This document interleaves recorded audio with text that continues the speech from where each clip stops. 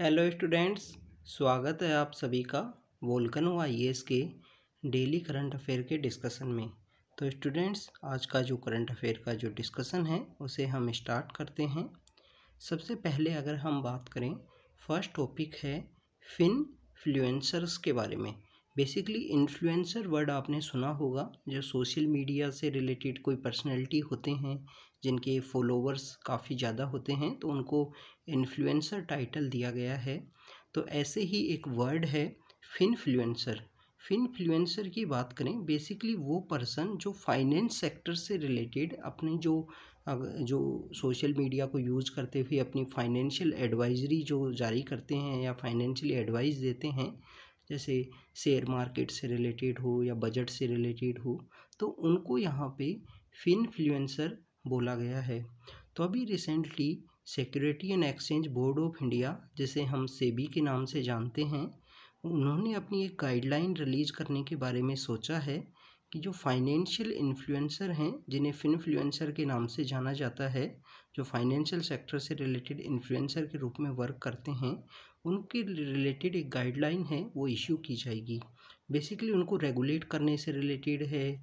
यहाँ पे उनके द्वारा कोई भी ऐसी गलत एडवाइस ना दी जाए, कोई ऐसा ऑनलाइन स्कैम ना क्रिएट किया जाए जिससे कि कोई कंपनी हो जिसके अंदर कोई बेनिफिट ना हो और उनसे उनको वहाँ पे कोई टिप हो या कोई भी उनको अपना कोई पर्सनल गेन हो जिसकी वजह से वहाँ पे इन्फ्लुएंस कर सकें वो लोगों को।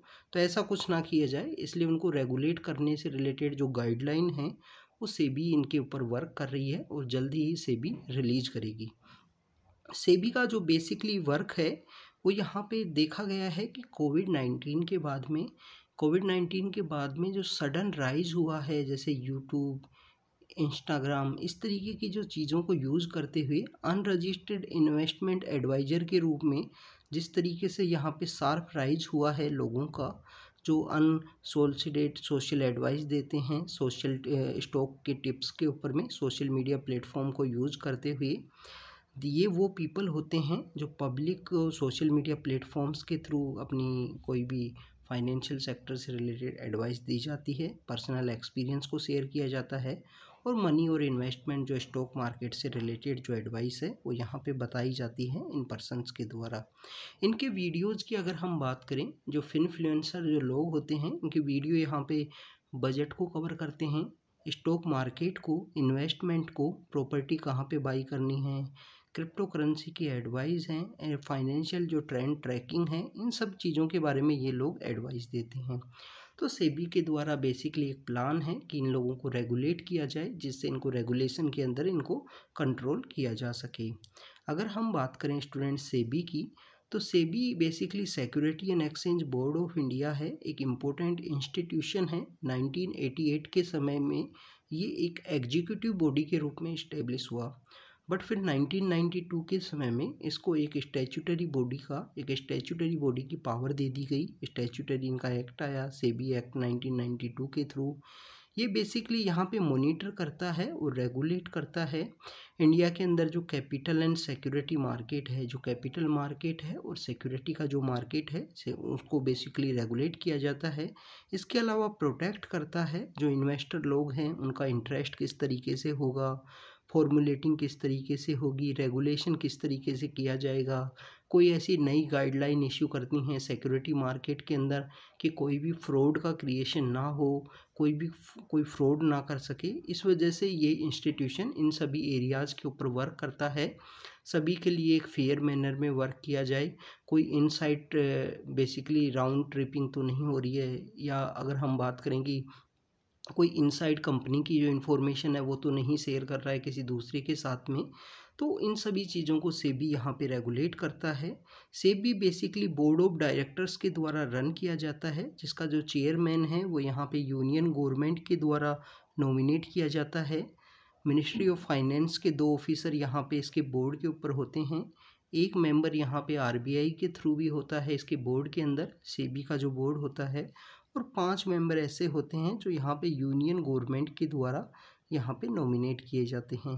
तो मैक्सिमम पीपल हैं जो यूनियन गवर्नमेंट के द्वारा ही, यहाँ पे देखिए चेयरमैन है फाइनेंस मिनिस्ट्री से भी और इसके अलावा यूनियन गवर्नमेंट से तो टोटल जो 8 पीपल हैं वो यहाँ पे इन लोगों से नॉमिनेट किए जाते हैं। इसके अलावा रिजर्व बैंक का भाई कोई मेंबर होता है एक यहाँ पे बोर्ड के अंदर। काफ़ी इम्पोर्टेंट ऑर्गेनाइजेशन है, काफ़ी इम्पोर्टेंट ऑर्गेनाइजेशन है हमारे फाइनेंस सेक्टर को रेगुलेट करने के लिए। तो ये स्टूडेंट सेबी के बारे में यहाँ पे बात थी। अगर हम बात करें नेक्स्ट टॉपिक की, तो नेक्स्ट टॉपिक है स्टूडेंट्स बैटल ऑफ रेजांगला। 1962 के समय में इंडिया की चाइना के साथ में एक बैटल हुई थी जिसे बैटल ऑफ रेजांगला बोलते हैं। बैटल ऑफ रेजांगला को अगर हम बात करें कि इंडिया के अंदर ऐसी बैटल थी जिसके अंदर हमारे जो सोल्जर्स हैं जिनके जो वेपन्स थे वो काफ़ी आउटडेटेड थे। प्रॉपर उनको अगर हम बात करें जो ड्रेस भी है वो प्रॉपर नहीं थी, बट उन लोगों ने काफ़ी अपना वेलोर अपना जो क्रेज को शो करते हुए उन्होंने बैटल को लड़ा। वहाँ पे चुशूल के अंदर जो ईस्टर्न लद्दाख है उस एरिया के अंदर इन्होंने बैटल को लड़ा और चाइना के काफ़ी ज़्यादा सोल्जर्स हैं उनकी यहाँ पे डेथ हो गई थी इस बैटल के अंदर में।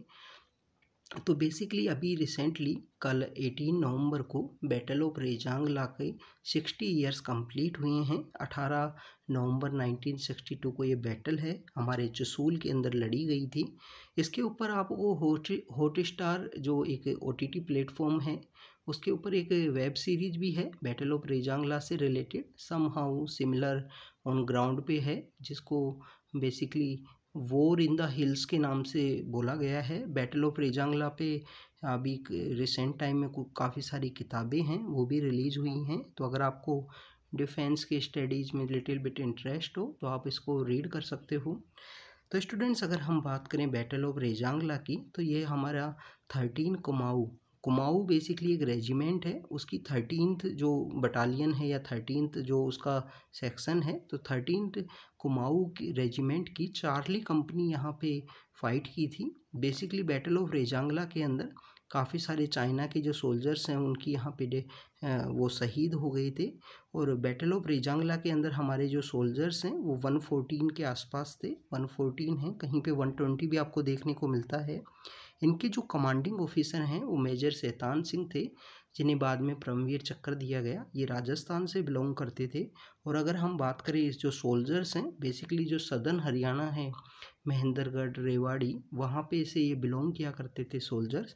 बिकॉज इसके रिलेटेड एक जो स्मारक है वो क्रिएट किया गया है रेवाड़ी के अंदर, इसी वजह से भी काफ़ी समय से न्यूज़ के अंदर में था। तो स्टूडेंट्स ये बैटल ऑफ रेजांगला के बारे में था। अभी रिसेंटली इसके जो 60 इयर्स हैं वो कंप्लीट हुए हैं, इस वजह से ये न्यूज़ के अंदर में था। अगर हम बात करें स्टूडेंट्स जो नेक्स्ट टॉपिक है वो draft digital data protection bill से रिलेटेड है। स्टूडेंट्स अभी हमारा जो बिल है उसका जो ड्राफ्ट है पब्लिक कंसल्टेशन के लिए या पब्लिक कमेंट के लिए उसको डोमेन में रखा गया है। पब्लिक यहाँ पे कमेंट कर सकती है, इसको रीड कर सकती है। डिजिटल डाटा प्रोटेक्शन बिल हमारा जो पहला ड्राफ्ट था वो BN श्री कृष्णा कमेटी के पैनल के द्वारा हेड किया गया था जुलाई 2018 के समय में।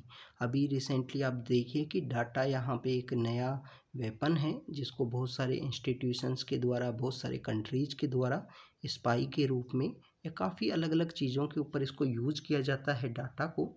तो अगर हम बात करें कि उसका जो प्रोटेक्शन है वो होना काफ़ी ज़्यादा ज़रूरी है, इसी वजह से यहाँ पे जो डाटा प्रोटेक्शन बिल है वो लाया गया है, उसका ड्राफ्ट को यहाँ पे रखा गया है। अगर हम बात करें जो डिजिटल डाटा प्रोटेक्शन बिल है, इसका जो मेन वर्क है, पर्पज़ यहाँ पे लिमिटेशन करना है कि बेसिकली जो डाटा है वो कहाँ पे ग्राउंड पे कलेक्ट होगा, पर्सनल डाटा को कहाँ रखा जाएगा, ये सभी इंडिया के द्वारा यहाँ पे डिसाइड किया जाएगा। क्रॉस बॉर्डर डाटा फ्लो की भी बात की गई है कि इंडियंस का जो डाटा है वो यहाँ पे डिपार्चर दूसरे कंट्रीज़ के अंदर इसको लोकलाइज स्टोर किया जाएगा या कहीं दूसरी जगह लेके जाएगा, तो उसके बारे में यहाँ बताया गया है। इसके अलावा स्टूडेंट्स अगर हम बात करें कि डाटा प्रोटेक्शन बोर्ड है उसका भी यहाँ पे क्रिएशन है।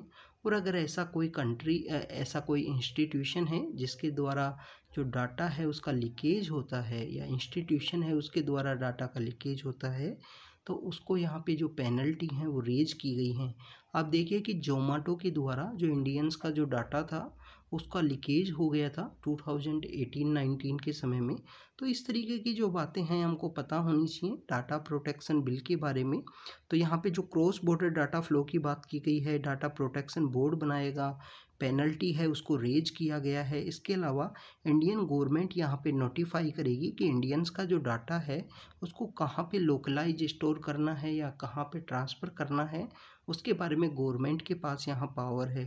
तो स्टूडेंट्स ये बेसिकली डाटा प्रोटेक्शन बिल के बारे में था।